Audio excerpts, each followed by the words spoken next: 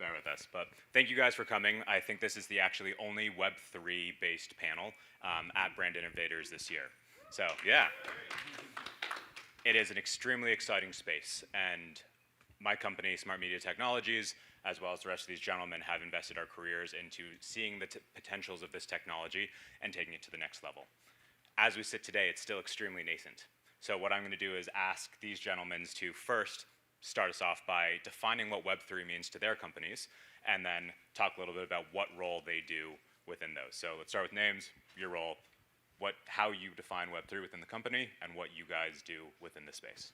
I'm Wilson Standish. I head up content and creativity at Hearts and Science, and then for OMG, I lead our Web3 practice. And so for us, we really see the metaverse and Web3 as two concurrent iterations of the internet, and Web3 specifically being a decentralized data and audience approach to loyalty, to value exchange, to proof of purchase, proof of attendance, and all those things. And I think we're just kind of figuring out just the start of the use case utility. Excellent. I'm Dan Schmerin. I'm a co-founder of Metaversal. There's two parts to Metaversal. One is acquiring and producing evocative IP, so a new generation of intellectual property and content, a lot of which is generated by users and consumers, as opposed to just brand builders and content creators somewhere in a back room. And the other part is an investment arm, where we are backing leading NFT projects and NFT infrastructure. And it's the synergy between those two things that gives us an edge, because we get to see where the puck is heading, what the audience is really coalescing around. And so we can invest in that space and then look to build and support projects that are there. For us, Web3 is really about giving power back to the people. So Web2 is all about big tech companies owning all of us. They know exactly where we go, our spending habits. They have a whole digital persona about you, and you don't own it and you don't control any of it. And sometimes you deselect on your iPhone, but yet they still have all that information. And to us, Web3 is about us taking back control and ownership over lots of that, so that you can monetize the information about you, and more importantly, you can begin to have micro-personalization.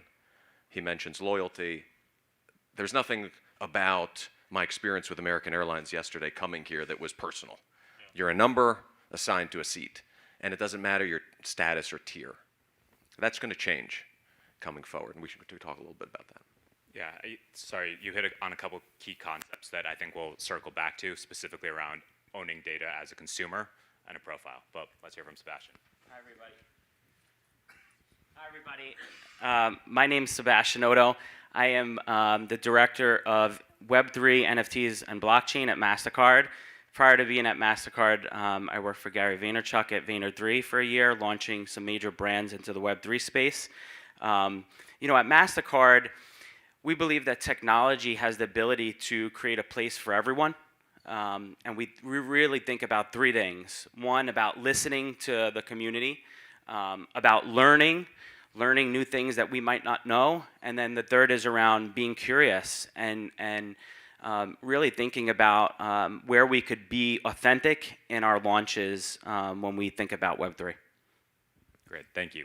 And just for introductions, Michael Chock, I'm the Chief Solutions Officer at SmartMedia Technology.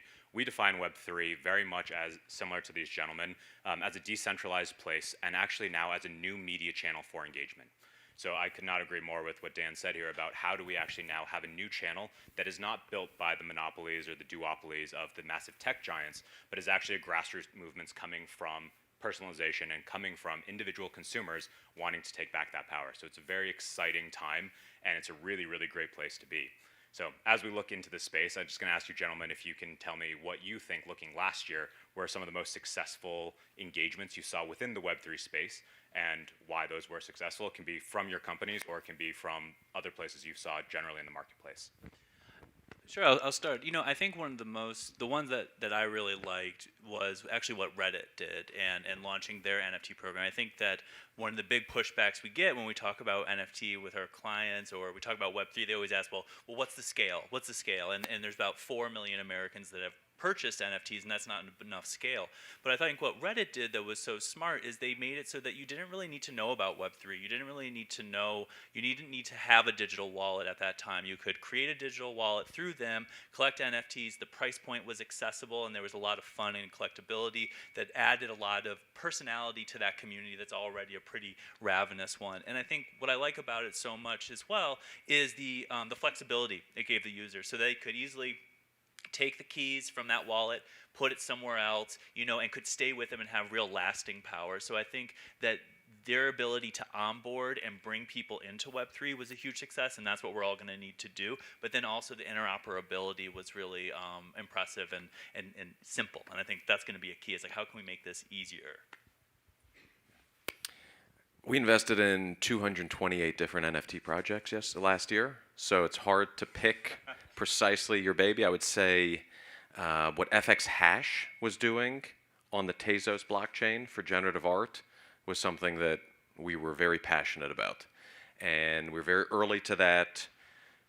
We love the fact that all of these digital artists were now becoming accessible at price points that were much, much lower than what you had seen with art blocks on the Ethereum blockchain. And it spoke to this idea of how do you begin to build a broader community that's more accessible, not just to the crypto bros that were transferring their profits out of crypto into NFTs because they thought that's the next big thing to profit from, but really how do you begin supporting the next generation of artists? So I would point to the generative art movement as a big success, and then there were individual projects like Exosama, where it was on a Polkadot chain. It was not as well known for that reason, and we had a unique opportunity to partner with the founders of it and begin to help them on this journey to shift and expand onto the ETH blockchain as well. So there's something for everyone. But I think he touched on an important point, which is meeting the audience where they are. I always say to our team, how are you going to get my older brother engaged? Because he's a skeptic, and he's often angry, and he is in commercial real estate, so he deals with hard assets and stuff he can touch, and this is amorphous. And so every dinner we go to, he's like, I don't want to hear about a punk or an ape. I want something tangible, which means we have to speak his language, and his language is about loyalty and membership and access and exclusivity, things he already does, sports teams that he follows, trips that he goes on, restaurants that he likes to frequent.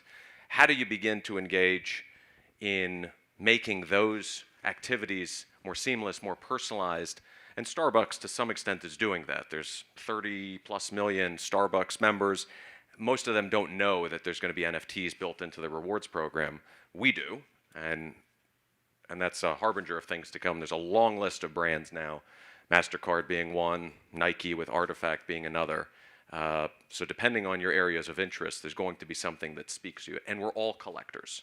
That's the truth. So I agree about Reddit.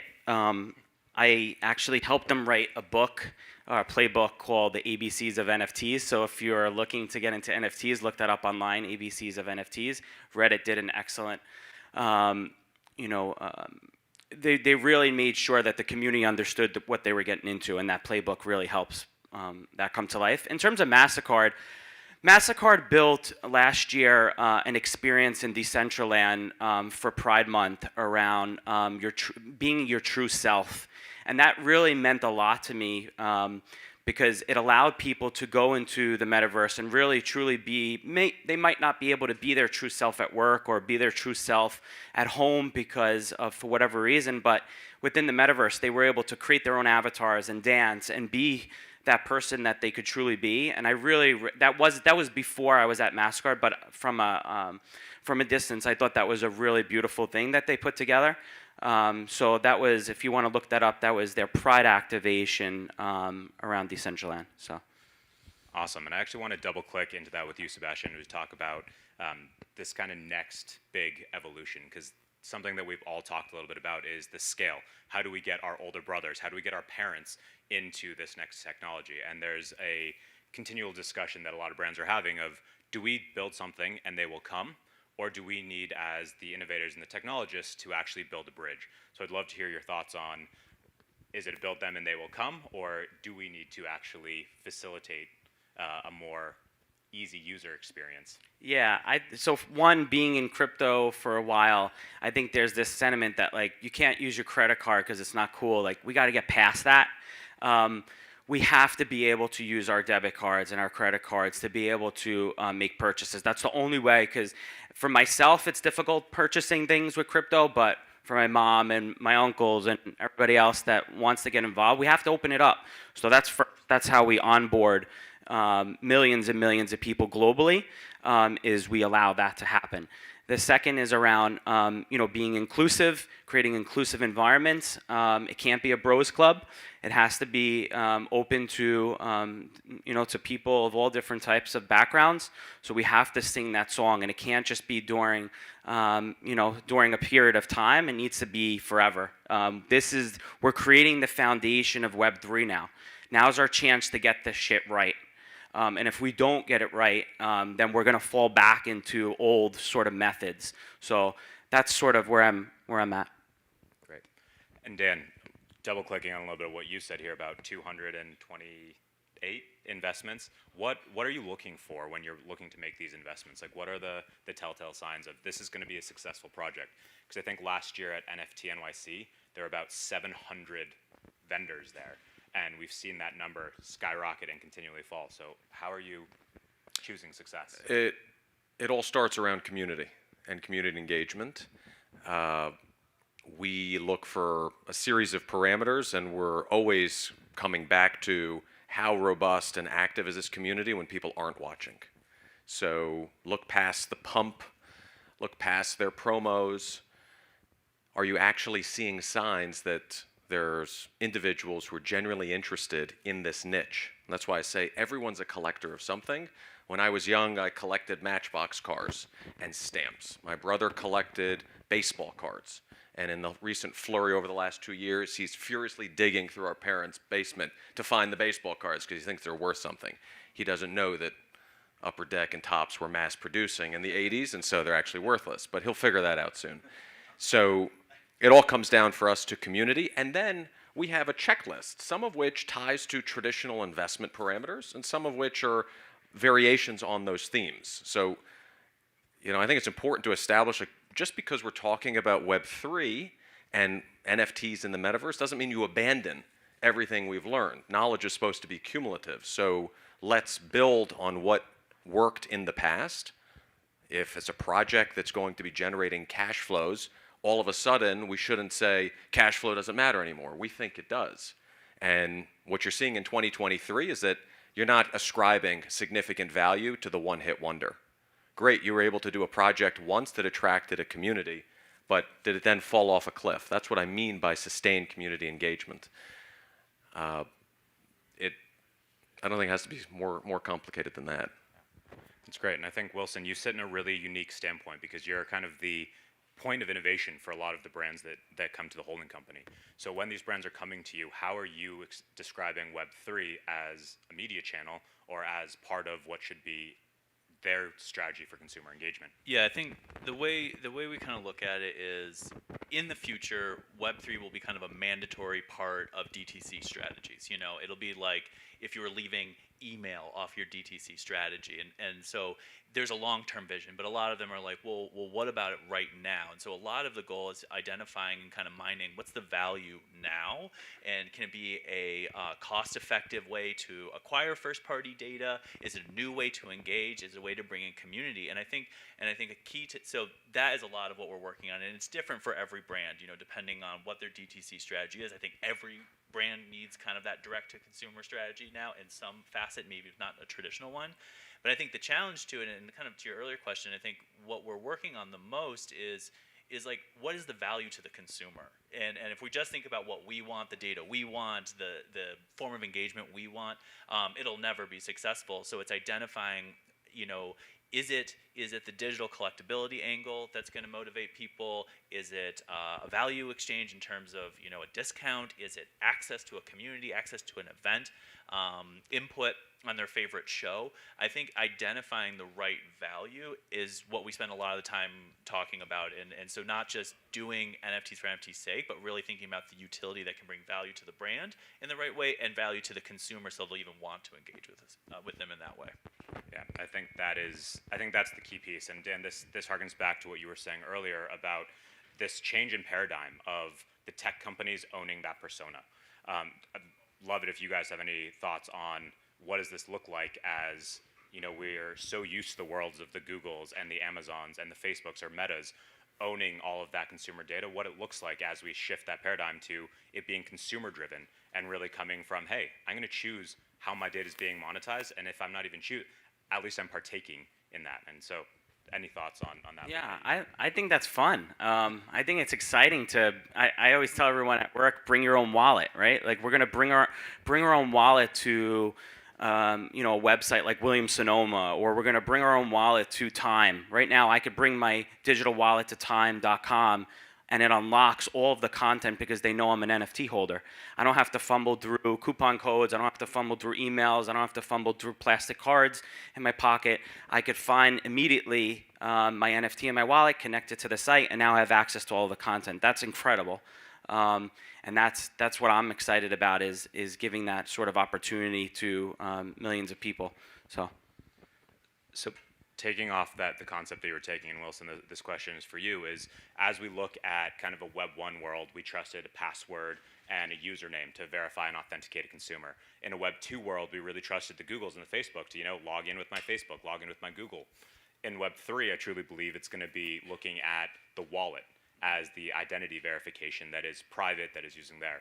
But that plays an even larger role in marketing. So how do you think the wallet's going to partake in this soon-to-be cookieless world and identity graphs? Yeah, I mean, it will. I mean, right now we can see it as the home of your identity, and like, especially from a measurement standpoint, it provides the most insight for us as marketers. I think we don't even fully understand how big of a role the wallet will play. I mean, if we look at email and how originally we thought email was just going to be just for that electronic mail that is sent. I don't think in the early 90s, people were saying, oh yeah, I'll use my email address to access all my investments, my bank account, my insurance, all these things. So I think that the wallet will be key, and I don't even think we fully understand the extent that that's going to go. And so how brands can invest now in understanding how do you measure, what does success look like, how do you measure identity within a wallet, what is the role of the wallet with your organization, will be key in figuring out in the near future. And I'll just pick up on that.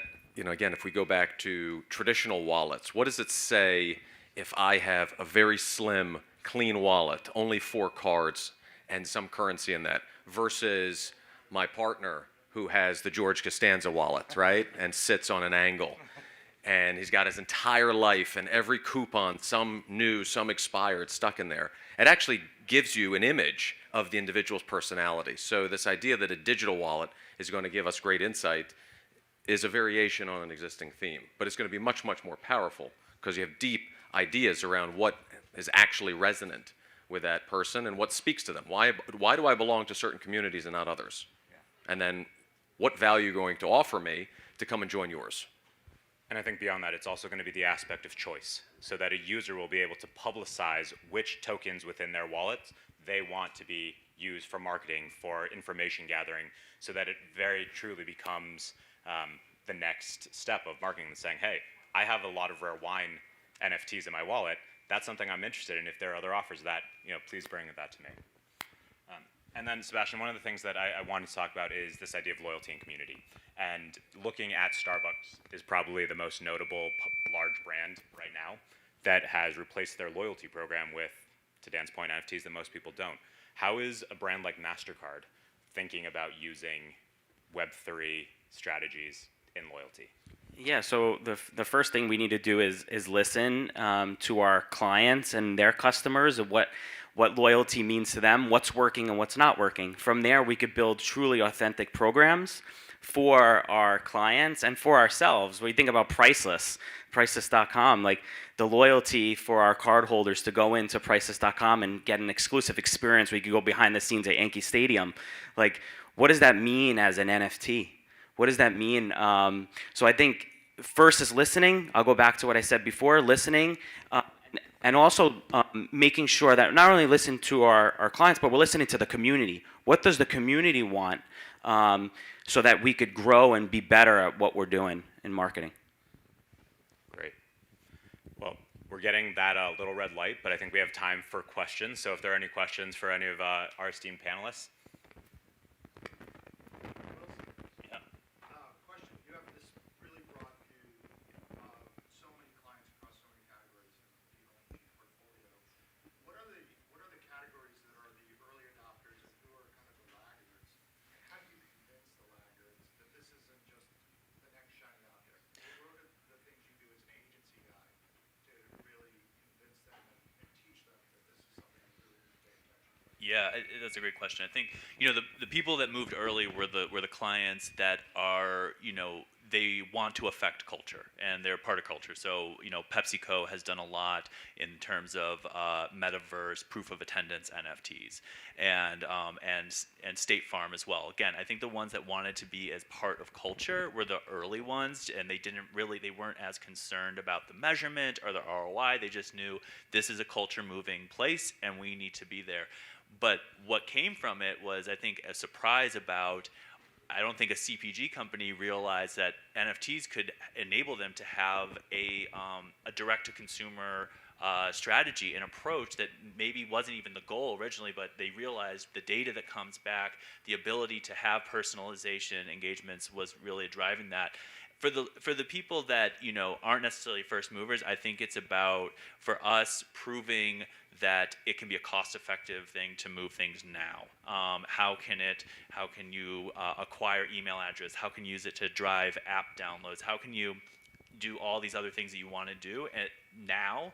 And so trying to prove that, as well as educating around the growing gap that's building between Web 2 identities and Web 3 identities, and we need to find a nexus to connect those as Web 3 scales. Right now, it's not a huge issue, but as Web 3 scales, it becomes a big data desert, and we understand less and less about our audiences as they spend more time there. So I think it's education, immediate goals, but having a vision for the long term, and making sure that they understand that this is not going anywhere, and removing it from like a speculative asset and being a real utility. Question for the panel. In the explosion of Web3 conversation and excitement, a lot of fledgling media companies popped up. A lot of them are now weathering a downturn. What advice would any of you give to Web3 devoted media companies that are long-term believers in the space but have to get through this difficult period? I'll jump in on this one. And to me, it's about focusing on utility rather than speculation.